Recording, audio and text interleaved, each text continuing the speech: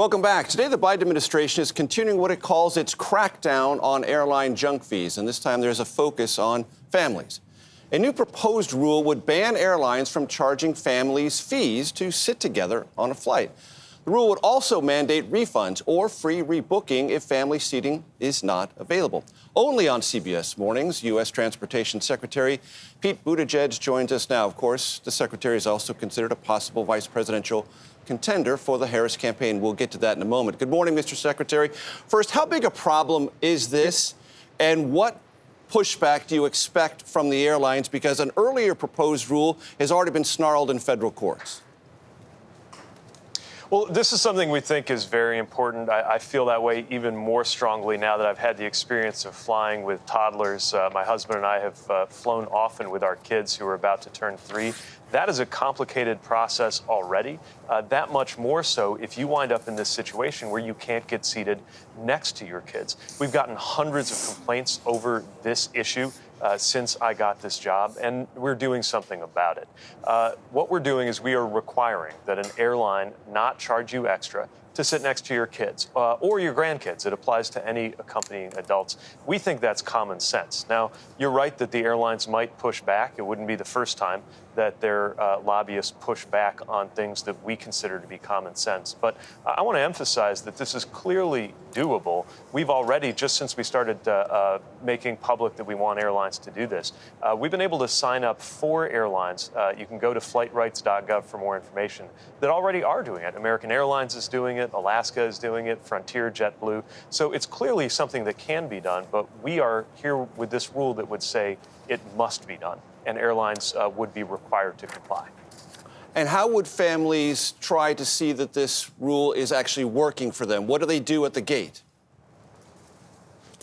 Well, the idea is that this would be taken care of long before you get to the gate. Because what happens right now is sometimes families might be in that position where you're either told you got to pay extra to get those seats where you're all together, or you wind up having to haggle or bargain with somebody who's in a seat, or the flight attendant winds up being in the awkward position of trying to sort that out.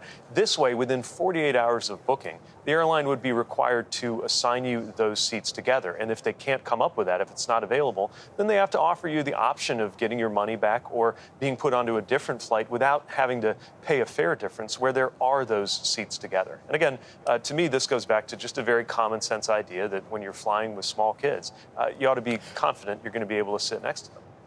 Mr. Secretary, families of the victims of the Boeing 737 MAX crashes are urging the federal court to reject a plea agreement that the DOJ filed, saying it's too lenient.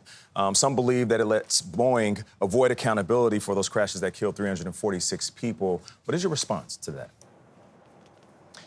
Well, there are limits to how much I can weigh in on the court process, but what I will say is I have met with those families. Their stories are heartbreaking, and it's one of the reasons why we've been coming down so hard on Boeing in terms of what happens next.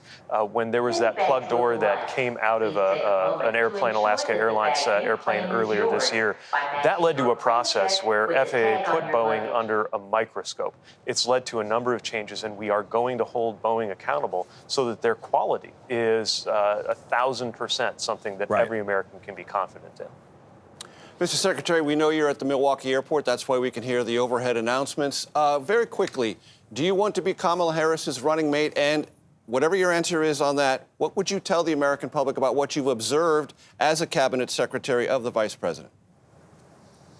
Yeah, I can't speak about the campaign side, but I can definitely tell you that I have been proud to serve in an administration where she is an extraordinary leader. I have seen her in the Oval Office. I have seen her with world leaders. I have seen her in the Roosevelt Room, not just advising the president, but bringing people together, asking questions, and bringing together ideas that get to the core of an issue. And I think you're seeing that displayed every day in this administration. Today's news is just part of that, an administration that has this commitment on making sure everyday life is better and more affordable, including going after junk fees, part of which is what we're doing with airlines on everything from refunds to today's announcement. She is one of the architects of this administration's pro-consumer and pro-family policy. If she asked you to be her running mate, would you say yes? Again, I just can't get into the campaign side while I'm appearing as secretary. What I will say is I think so highly of her as a leader, and I'm really proud to serve with her in this administration. Mr. Secretary, you might not be able to give us an answer, but I think your smile says it all. But I want to talk to you about former President Trump. You know, he's on the campaign trail, and he has made a series of inflammatory comments, including falsely questioning Kamala Harris's racial identity. What do you make of the statements coming from former President Trump and J.D. Vance?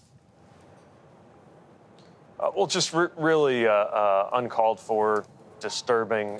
Again, I've got to be careful to comply with campaign rules that I can't weigh in on the campaign while I'm sitting in this capacity.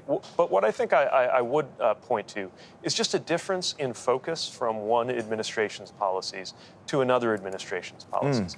You know, we've come in doing things that other administrations have talked about.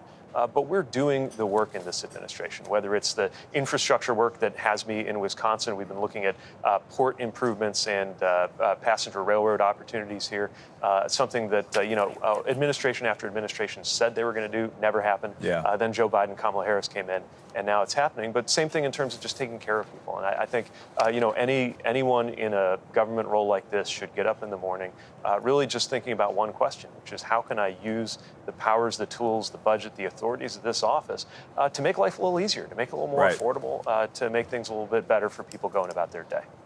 Mr. Secretary, we would love to chat with you all morning, but we know you have a flight to catch, so we're going to let you go. Thanks for taking time with us here this morning. Thank you. See you soon. Appreciate it.